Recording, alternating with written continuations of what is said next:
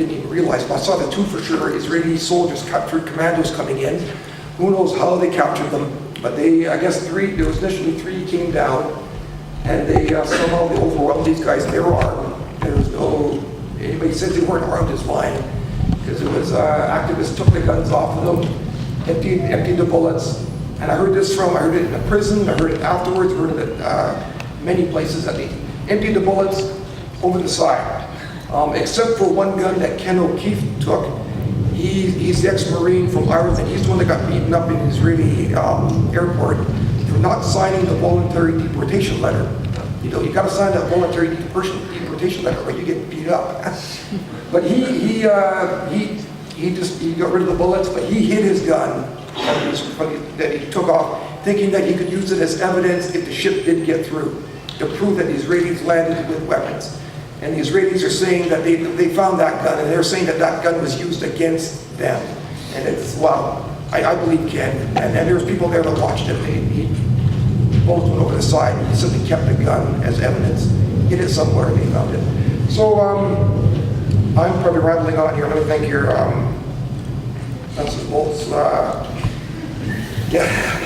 So what they used was, I mean, there were no arms on that ship. I watched, well, after those 2 Israeli soldiers were dragged in, they were terrified. They were kids, and they were terrified. And I mean, I felt sorry for them because they were yammering and wrenching. Well, the one, give me a 5-minute warning, one was being held by arms and legs, and he was thrashing and yammering and screaming, and his eyes were as big as saucers. And they were busy taking the knife off his leg. The guns was already gone. They took the guns off on the deck. But they were taking the knife off his leg, they were taking his ammo belts off, his backpack, and this and that. And a great big Turk, because they'd already killed at least 2 people on the deck by then, because they shot before they landed. The captain says that, and so does Al Jazeera. I didn't see it, but I trust these people.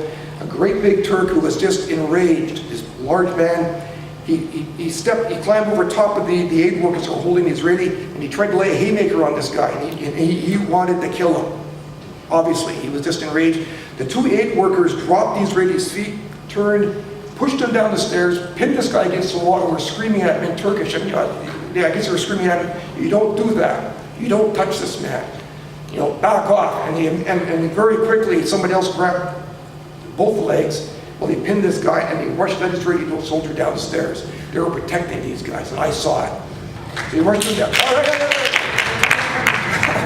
He rushed him down the stairs. I followed. They took him downstairs, and then there were bodies by then coming in from other decks already down below. But they took care of these guys.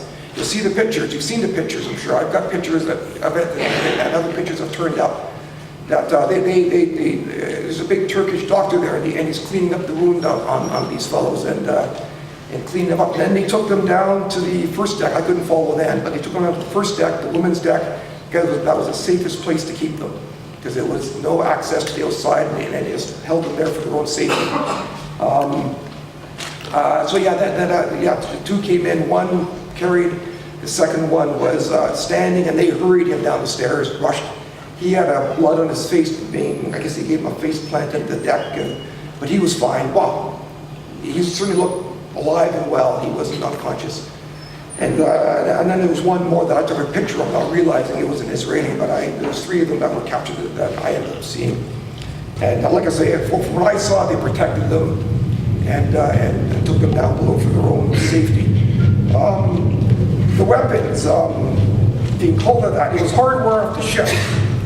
It was, again, nuts and bolts, it was sticks, it was broom handles, it was stanchions, which I'm a marine engineer, but what it is, it's like fence posts, steel fence posts that are removable for getting to the lifeboats. And they had chains that I could hear them grinding when I was actually going to bed. I thought, what maintenance are they doing it now on a ship? What they're doing, they were grinding off the little chains that were used to section off the lifeboats. And they were grinding them off the one end. So these were about 3-foot chains. I wouldn't lock my bike up in a small town, let alone Toronto. These were just little short chains, and they were using that to whip at the Israeli soldiers. And that's why 9 got killed and about 40 wounded, because they had sticks and bars and 3-foot chains against a man with a machine gun linked to this stage away from them. And a helicopter above shooting down. So that's why it was a massacre. That's why, but I mean, it was. I witnessed it. I didn't see anything that was brought on board that was a weapon, other than you'll see it in the film. 2 fellows brought on little child-sized slingshots, and you'll see it in Yara Lee's film that these fallen fellows are on the 4th deck, shooting up at the helicopter, shooting marbles up at the helicopter, and they're risking their lives. They're jumping out in the open, shooting at the helicopter, jumping back. Marbles, for God's sakes. But anyways, that's you shouldn't laugh. So what happened then? The commandos. After the commandos came down the stairs, I went back up. That's when the dead and wounded poured in. I've repeated this a million times. The dime store novels talk about there was blood flowing down the stairs. There was blood flowing down the goddamn stairs. There was pools of blood dripping from stair to stair. It was just, I must have saw 24 bodies, well, people dragged in alive and dead. How much time? 2 minutes. So yeah, I got a picture. I got, we can ask you about the hit list later on. Maybe you've heard about it. I saw 2 people like I eventually went downstairs to look at the bodies or the people downstairs. I saw one fellow laying there, body with a pair of bullet holes inside of his head. I thought, that looks like execution to me. I thought, but that's going way out there. That's horrendous. That's I don't even want to think that. Even Israeli soldiers, I saw a second body, 2 bullet holes inside of the head. And again, these people are wounded other places. And I kept that to myself. I thought they were executing people on the deck. They got hit, they rolled up in a ball, somebody walked up and they call it double clicking in Iraq, the Americans, click, click. But I kept quiet about that until I landed in Victoria, and I heard from the Turkish authorities that at least 4 of their 9 dead were shot at close range with shots to the head. So I saw 2. So I could start and end my whole presentation by saying these people executed 4 aid workers who were wounded and helpless on the deck.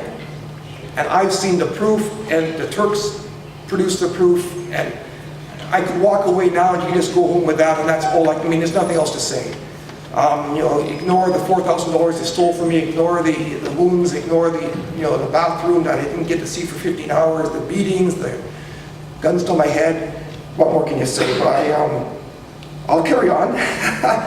The whole thing wrapped up with, I was on the 4th deck, the wooden door opened up to the outside, a machine gun stuck in, and an Israeli soldier started shooting into this metal bulkheaded stairwell. He didn't care who he hit. Bullets were ricocheting everywhere, and he just let go. And 2 aid workers, one with a chain and one with a bar, beat that fellow back. Whipping, I couldn't see his hand, all I saw was a barrel of smoke, but they were whipping and beating the fellow back, and then the big Turk reached around and grabbed the broken porthole and slammed the door shut. Then he took position to the side of the door, and I got a picture of it if you check out the Free Gaza. There's a picture of one guy on each side with a bar to defend themselves against the Israeli with a machine gun, and wrap me up. So what happened then, if that soldier had gone in, he would have killed all of us. He wanted to kill anybody in there. So what happened, luckily what happened was the Israelis took control of the bridge. So what happened then, this is important, the captain came on the PA system and he announced in Turkish, or Arabic I guess, that the bridge had been seized by the Israelis, that they're not going to Gaza, that stop resisting. And this is important because all the Israelis are saying that I was a dupe, and I was simply used to bring the Israelis and Jews onto the ship so that these terrorists, Farooq, could kill Jews. And you've heard this over and over again. If that was the case, they would have killed those 3 commandos immediately, and they wouldn't have stopped fighting. Because what happened when the captain announced that the bridge had been taken, it was like a magnetic switch had been thrown. Everybody around me dropped their hardware. They dropped the chains, they dropped the bars, they dropped the sticks. Like it was automatic, they just dropped it.